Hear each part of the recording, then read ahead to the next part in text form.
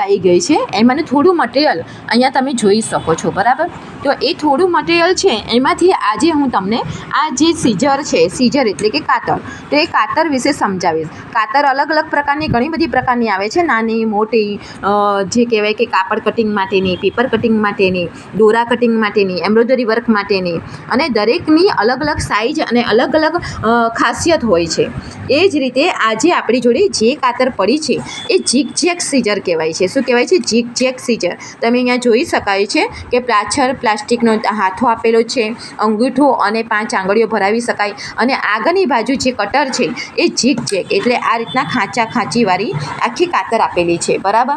એ કાતર જે પણ બજારમાંથી મળી રહે છે તેમજ આપણે લેબ દ્વારા અહીંયા પણ મોકલવામાં આવેલી છે. તમે સામે જોઈ રહ્યા છો, કંપનીનું નામ આપેલું છે, કેટલી સાઇઝની છે અને કઈ જગ્યાએ કહેવાય ને કે કેટલા રૂપિયાની મળશે, કેવી રીતનું છે, કમ્પ્લીટ ફેબ્રિક સ્ટે કરી શકાય છે, બરાબર. એ ફિનિશિંગ આખું કમ્પ્લીટ સમજાયેલું છે.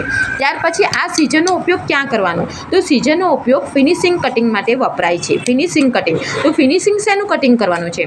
તો જ્યારે આપણે સિલાઈ કામ કર્યા પછી કોઈ પણ ગારમેન્ટ તૈયાર થઈ ગયું અથવા તો હાથ ભરતના પીસ તૈયાર થઈ ગયા, ત્યારે એ કાપડમાંથી રેછા નીકળતા હોય અને જો આપણી જોડે ઓવરલોક મશીન નથી તો ત્યારે આ સીઝર દ્વારા વ્યવસ્થિત રીતે કટિંગ કરવામાં આવે છે. દાખલા તરીકે તમે અહીંયા જુઓ છો, એક પેપર પડ્યું છે અને એ પેપરને હું કટિંગ કરીશ તો તમે ઇઝીલી જુઓ છો અહીંયા કટિંગ પણ થઈ ગયું અને એ કટિંગને વ્યવસ્થિત ફિનિશિંગ આપી દીધું. તમારે આજે હાથ ભરતનો પીસ તૈયાર કર્યો પણ પટ્ટી વારવાનો ટાઈમ નથી અથવા તો દોરા વધારે નીકળે છે, ત્યારે આ રીતનું આપણે ઝીગઝેગ કટિંગ કરી શકીએ છીએ અને એક પીસ આખો તૈયાર કરી શકીએ છીએ. હું અભી હાલ તમને બતાવું આનું કટિંગ કર્યા પછી. તમે અહીંયા જોઈ લો, મેં કટિંગ કર્યું છે, એ આખો પીસ આ કટિંગ થઈ ગયું. તો આ પેપર કટિંગ તો થયું જ. આ જ રીતે ફેબ્રિક કટિંગ પણ થાય છે.